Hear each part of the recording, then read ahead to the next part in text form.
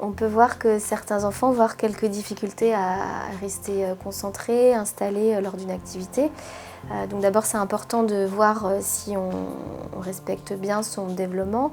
Voilà, chaque enfant a son rythme. Il y a aussi voilà, une loi neuromotrice, hein, c'est-à-dire qu'un bébé, il va se développer selon une loi céphalocodale, c'est-à-dire que sa motricité va d'abord être meilleure du haut du corps pour ensuite se développer au niveau du bas du corps.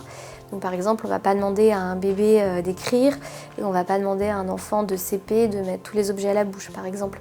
Donc c'est vraiment que ça respecte sa motricité, cette loi neuromotrice. Et donc c'est important de vérifier que cet enfant il ait déjà vécu certaines expériences déjà de motricité globale suffisantes pour pouvoir être concentré lors d'activités de motricité fine. Donc s'il n'a pas assez éprouvé son corps dans le mouvement, dans la motricité globale, probablement qu'il aura des difficultés à se concentrer quand justement il sera assis, parce que là ça demande de pouvoir avoir une certaine tenue, posture dans son corps pour aller vers des gestes plus fins qui sont plus coûteux.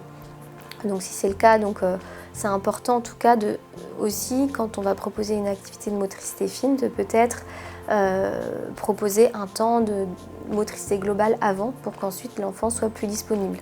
Donc ça c'est un peu au niveau de l'enfant. On peut voir qu'au niveau de son installation, ça va être important aussi de voir s'il est bien installé. Est-ce qu'il a des bons appuis? Plus il aura d'appui dans son corps, mieux il sera à même d'explorer, de manipuler avec son corps. Donc est-ce qu'il a bien les pieds qui touchent le sol? Est-ce que le matériel est adapté? Au sujet du matériel, donc on peut aussi se servir d'une chaise qu'on va retourner si on voit qu'un enfant va manquer de tonus au niveau de son dos. Donc le fait que la chaise soit retournée, qu'il s'installe du coup contre le dossier, ça va lui donner un appui et du coup une meilleure aisance pour que son dos sera bien tenu, donc une meilleure aisance pour libérer ses bras et manipuler avec ses mains. Donc de la même manière, si on perçoit qu'un enfant va être en difficulté pour se concentrer sur une activité, donc on a dit qu'on pouvait proposer un temps moteur avant, mais ça peut être aussi intéressant de proposer un temps aussi de contenance dans les bras pour renforcer un petit peu ce côté se sécuriser, être bien contenu pour ensuite être plus disponible pour se tourner vers une activité d'éveil. Plus l'enfant sera aussi en sécurité, à l'écoute de lui-même, plus il sera disponible pour s'ouvrir vers quelque chose de nouveau. Donc en termes de portage, on va favoriser un portage qui va être plutôt contenant, tourné vers l'adulte. Par exemple, tout ce qui est portage qu'on peut parfois observer dans des écharpes de portage où l'enfant est tourné face au monde, ça va, disons, un petit peu à l'encontre parce qu'on va favoriser les portages dans les bras contre l'adulte. Justement, c'est des moments où ils vont en tout cas être centrés sur eux, un petit peu comme un temps de repos, de repli, et pas nécessairement à ce moment-là un temps trop tourné vers l'extérieur. Autre point, donc c'est important aussi de veiller à l'environnement.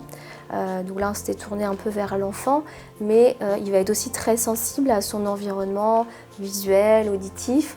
Donc plus on va atténuer l'environnement en mettant le moins d'objets possible, moins de sources de stimulation, plus il sera à même de se concentrer. Il existe aussi des séparateurs qu'on peut mettre près de la table, d'un bureau, pour limiter en tout cas les distractions.